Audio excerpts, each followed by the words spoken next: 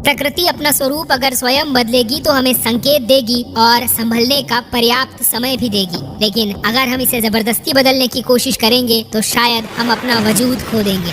चलिए हम अपने ही देश भारत की बात करें तो उत्तराखंड में स्थित कई शहर धीरे धीरे समाप्त हो रहे हैं। अगर हमने अपने लालच पर कंट्रोल नहीं किया तो हम इंसानी सभ्यता को पूरी तरह से इस धरती से मिटा देंगे। लेकिन इन सब के बावजूद अगर हम बच गए और इंसानों की प्रजातियां इस पृथ्वी पर कई लाख सालों तक जिंदा रही तो उसे देखना होगा एक और बदलाव जो कि इस पृथ्वी पर होने वाले सबसे बड़े बदलावों में से एक है। इसी बदलाव ने एक समय पर जन्म दिया था हिमाचल पर्वत श्रृंखला को, और अब इसी बदलाव की वजह से जन्म होगा एक और ऐसी ही पर्वत श्रृंखला का जो कि भारत के दक्षिण पूर्व हिस्से में अपना मूर्त रूप लेगी। आपकी जानकारी के लिए ये बता दें कि अफ्रीका एक बार फिर से टूट रहा है और इसका लगभग 1/3 हिस्सा ठीक वैसे ही टूट रहा है जैसे आज से कई करोड़ साल पहले भारत अफ्रीका से टूटकर तिब्बत से टकराया था। अब वैसे ही अफ्रीका का ये टुकड़ा भारत से आकर टकराने वाला है, और अगर ऐसा होने वाला है तो यहाँ की जमीन ऊंचे ऊंचे पर्वतों में बदल जाएगी। आसपास की जगहों से लावा निकलने लगेगा और समय के साथ साथ ये जगह बर्फ से ढक जाएगी। अब सवाल ये आता है कि हमारी पृथ्वी के साथ ऐसा हो क्यों रहा है? क्या हम इसे रोक नहीं सकते? आखिर भविष्य में हमारी धरती के साथ क्या होने वाला है? आइए जानते हैं।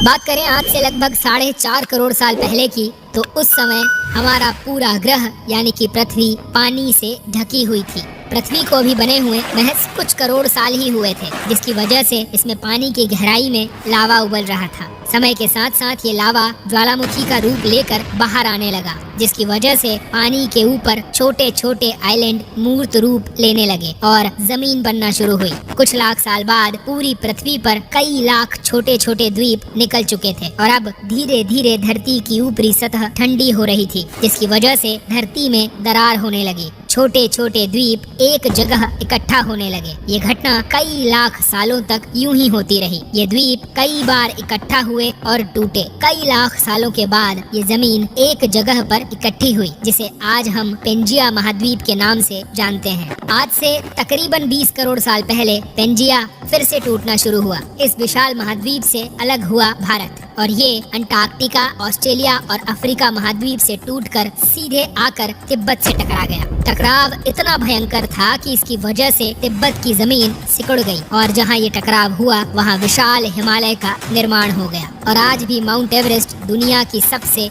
ऊंची चोटी है। लेकिन आश्चर्य की बात यह है कि माउंट एवरेस्ट की ऊंचाई अब भी लगातार बढ़ रही है, क्योंकि भारत की जमीन तिब्बत की ओर खिसकती जा रही है। आज हम जितने भी देश जानते हैं वो करोड़ों साल पहले एक हुआ करते थे, लेकिन समय के साथ धीरे धीरे वो अलग होते गए और आज भी हर साल धीरे धीरे अलग हो रहे हैं। और इसका सबसे बड़ा उदाहरण है अफ्रीका का ये हिस्सा, जो 2 हिस्सों में टूट रहा है। बात करें साल 2005 की, तो उस वक्त दक्षिणी पश्चिम केन्या से गुजरने वाला एक हाईवे रातों रात जमीन फाड़कर 2 हिस्सों में बट गया, और ये दरार हर साल 6 से 7 मिलीमीटर जितनी बढ़ रही है। अब आखिर ऐसा हो क्यों रहा है? तो आपकी जानकारी के लिए ये बता दें कि अफ्रीका के यहाँ से टूटने का कारण है ये जगह, ये त्रिकोण, ये बड़ा ही इंटरेस्टिंग सा दिखने वाला स्ट्रक्चर, क्योंकि इस जगह पर 3 अलग अलग जमीन आकर मिलती है। न्यूबियन प्लेट, सोमाली प्लेट और अरेबियन प्लेट। इन तीनों के यहाँ जुड़ने की वजह से ही ये त्रिकोण हिस्सा नजर आता है। और बड़े ही आश्चर्य की बात है कि ये हिस्सा इसके अंदर से निकलने वाले लावे की वजह से बना हुआ है। इसकी वजह से यहाँ हजारों सालों से लगातार ज्वालामुखी निकल रहे हैं। इसीलिए यहाँ रहने वाले लोगों के लिए इन ज्वालामुखियों का निकलना आम बात है।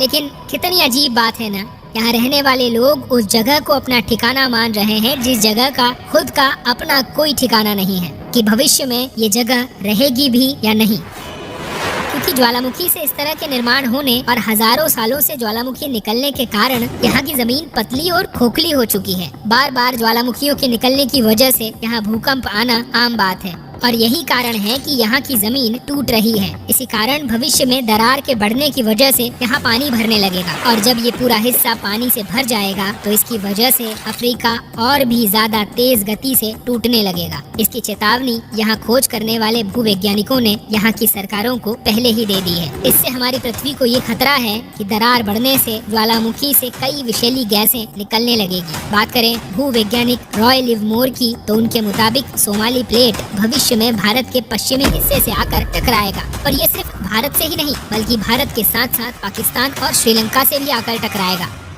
अब अगर सोमाली प्लेट का इतना बड़ा हिस्सा भारत से आकर टकराया तो आखिर क्या होगा? अगर ये हिस्सा उसी गति से भारत से आकर टकराया जिस गति से भारत तिब्बत से टकराया था तो इस बात में कोई दो राय नहीं है कि कई शहर तबाह हो जाएंगे और इसमें सबसे ज्यादा तबाही होगी समुद्र के किनारे बसे गोवा और मुंबई जैसे बड़े शहरों की। समय के साथ साथ समुद्र के किनारे साल दर साल उठने लगेंगे, भूकंप आम हो जाएंगे और इसी के साथ ज्वालामुखी भी लगातार फटने लगेंगे। कुछ समय के बाद सोमाली प्लेट गोवा, केरल और श्रीलंका से संपर्क में आ चुकी होगी। ऊपरी साइड में द्वारका और सोमनाथ के साथ पाकिस्तान के कराची तक को ये पूरी तरह से तबाह कर देगी। ये सारे समुद्री किनारे पर्वत में बदलने लगेंगे और धीरे धीरे यहाँ विशाल पर्वत खड़े हो जाएंगे जिसकी वजह से यहाँ का मौसम ठंडा होने लगेगा।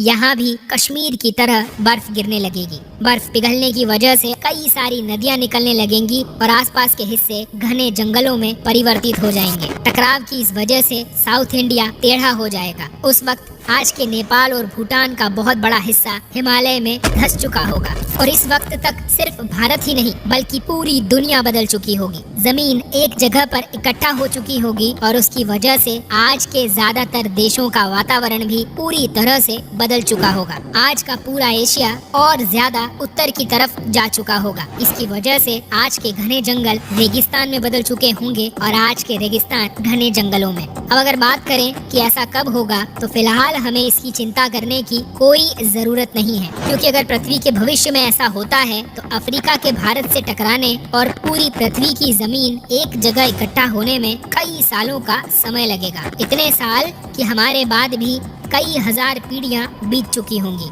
अब हो सकता है कि हम तब तक बहुत ज्यादा विकसित प्रजाति बन जाएं और हम पृथ्वी के अलावा किसी और ग्रह पर भी रहने लग जाएं। अफ्रीका के टूटने और भारत से टकराने की थ्योरी रॉय लिवमोर ने साल 1990 में दी थी। इसके बाद कई सारे भूवैज्ञानिकों ने अपनी अपनी थ्योरी भी दी। उनके मुताबिक सोमाली प्लेट कभी भारत से नहीं टकराएगी, लेकिन ज्यादातर भूवैज्ञानिकों का ये मानना है कि धरती की ऊपरी जमीन एक बार फिर से जुड़ेगी और आज से करोड़ों सालों बाद हमारी पृथ्वी इन 4 इमेजेस में से किसी एक की तरह नजर आएगी।